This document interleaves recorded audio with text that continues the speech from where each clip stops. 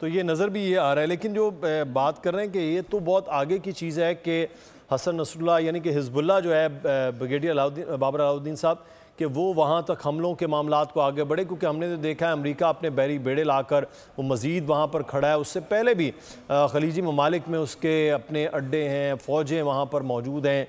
तो ऐसी सिचुएशन में इस तरह के हमले और बाकी लोगों का इस तरह बराह रास्त जंग में शामिल होना क्या वो मुमकिन है? जी, असल में इससे तो एस्केलेशन बढ़ेगी, एस्केलेशन इससे बढ़ेगी और इस चीज़ का एहसास यकीनन शायद नेतन्याहू जैसे लोग हैं अंडर एस्टिमेट कर रहे हैं। हमें पूरी सिचुएशन में ये समझने और देखने की ज़रूरत है कि नेतन्याहू का माइंडसेट क्या है। एक एक्सट्रीमिस्ट आदमी है, एक फंडामेंटलिस्ट है, उसकी सियासत सारी की सारी इसी चीज़ पे मबनी है। हमेशा इलेक्शन जब भी उसने जीता है, कभी भी उसने इलेक्शन एब्सोल्यूट मेजॉरिटी के साथ नहीं जीता। अभी पिछले इलेक्शन में भी उसका एजेंडा ये था कि एंटी पैलेस्टीन के पैलेस्टीनियों को आपने एलिमिनेट करना है, उनके खिलाफ जो भी हो सकता है वो करना है। इस एजेंडे के ऊपर उसने इलेक्शन लड़ा और इलेक्शन में जो भी उसको कामयाबी मिली और मजीद फिर उसने right wing extremist fundamentalist party के साथ मिलकर उसने गवर्नमेंट बनाई है। नेतन्याहू जब भी इक़्तिदार में होता है फ़लस्तीनियों के साथ जुल्म से तो हमेशा ऐसे ही होता है। इस दफ़ा खैर उसकी इंतहा हो गई है और इस तरह के लोग डिप्लोमेट बिल्कुल नहीं होते, वो ग्राउंड रियलिटीज़ को नहीं समझते। उनकी सोच, उनके जहन में इंतहा पसंदी होती है और वो समझते हैं कि इस तरह के काम करके वो अपने एजेंडे को तकमील तक पहुँचा सकते हैं। अनफॉर्चुनेटली इस वक्त हमेशा से ही नेतन्याहू ख़ास तौर पर या कोई भी इजराइल का हुक्मरान हो, अमेरिका की सपोर्ट उसको भरपूर होती है।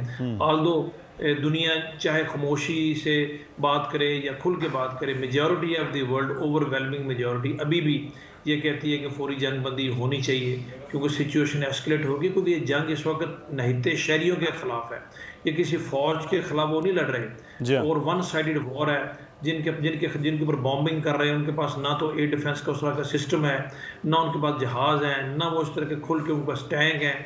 अब पूरे का पूरा असला, अपनी पूरी well trained army, modern equipment लेके उनके ऊपर चढ़ दौड़े हैं और फिर भी आप बुज़दिलों की तरह पहले मुहासरा किया, फिर आप छोटा लीप फ्रॉग से आगे जाने की कोशिश कर रहे हैं और अभी तक आप में हिम्मत नहीं है कि आप गज़ा के नहिते शहरियों के ऊपर उस तरीके से चढ़ के तो उस पर कब्जा कर लें। अभी जो आप यहाँ तक आपने ये कहा कि सिचुएशन एस्केलेट बिल्कुल हो सकती है अगर ये इसी तरीके से रहा, क्योंकि हिजबुल्लाह एक फैक्टर है। हिजबुल्लाह एक बड़ी इंपॉर्टेंट फोर्स है। हिजबुल्लाह ने माजी में भी ये दिखाया, साबित किया है। हसन नसरुल्लाह हिजबुल्लाह का ज़ाहिर उनके लीडर हैं, उनके सरबराह हैं। तो लेबनान के इलाके में बॉर्डरिंग शाम एंड बॉर्डरिंग इसराइल, उनका प्रॉपर कंट्रोल है, उनके पास एक प्रॉपर ट्रेनिंग सिस्टम है, उनके फाइटर्स हैं, उनकी कैपेबिलिटी है, उन्होंने पहले भी साबित किया। और अगर वो डायरेक्टली इस वॉर में आ जाते हैं तो इसमें कोई शक नहीं कि इसराइल के लिए फिर 2 फ्रंट वॉर और 3 फ्रंट वॉर एक बड़ा सीरियस डायलेमा पैदा हो जाएगा। इसी तरीके से कुछ दूसरे ममालिक चाहे फिलहाल थ्रेट तक ही हैं, यमन की तरफ से भी आया हुआ है कि ये वो भी इस जंग में डायरेक्टली शामिल हो सकते हैं। बस ये पर्दा रहा है कि स्टेटमेंट्स ईरान की तरफ से भी आती रहती हैं। तो अमेरिका चाहे अपना बैरी बड़ा लेके वहाँ पर आ गया है और दुनिया की दूसरी ताकतें फिर पर फोर्स उनको भी बीच में आना पड़ता है for their own national interest. तो अगर ये सिचुएशन यहाँ पर नहीं रुक, गज़ा की हद तक नहीं रहेगा, फिर अनफॉर्चुनेटली ये वॉर फैलेगी और जब वॉर फैलेगी तो उसका डेफिनेट नुकसान इसराइल को इसलिए होगा कि फ़लस्तीनियों को तो इससे बढ़ के अब क्या कर लेंगे उनका। और अब ये देखें कि गज़ा में जहाँ अबाउट 2 मिलियन फ़लस्तीनी रहते हैं, अभी तक भी वो फ़लस्तीनी नहिते शहीद हो रहे हैं। 10,000 से ज़्यादा लोग शहीद हो चुके हैं, but they are not ready to move. वो वहीं पर हैं, उनके अंदर शायद खौफ का आलम वो बिल्कुल नहीं है जो कि रेस्ट ऑफ द वर्ल्ड के दिनों दिमाग में है, बिकॉज उन्होंने भी ये तहिया कर लिया है कि इस तरीके से नहीं, डू और डाई। और इस तरीके से कभी रेजिस्टेंस मूवमेंट ख़त्म नहीं होती, कौमें कभी इस तरीके से ख़त्म नहीं होती। आप उनको वक्ती तौर पे महकूम तो कर सकते हैं, पर जो जज्बा हुर्रियत कभी ख़त्म नहीं होता। और इसराइल के लिए ये प्रॉब्लम मज़ीद बढ़ेगी, कम नहीं होगी।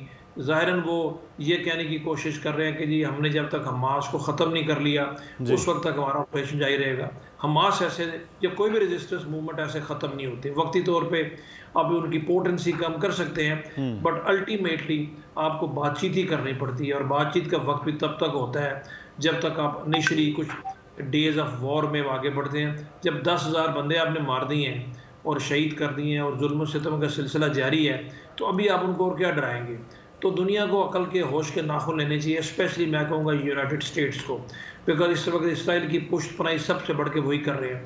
दूसरे वेस्टर्न कंट्रीज भी हैं, बट वो उस तरीके से खुल के सामने नहीं आते। बिल्कुल। सब्सक्राइब करें और बेल दबाएं ताकि कोई खबर रह न जाए।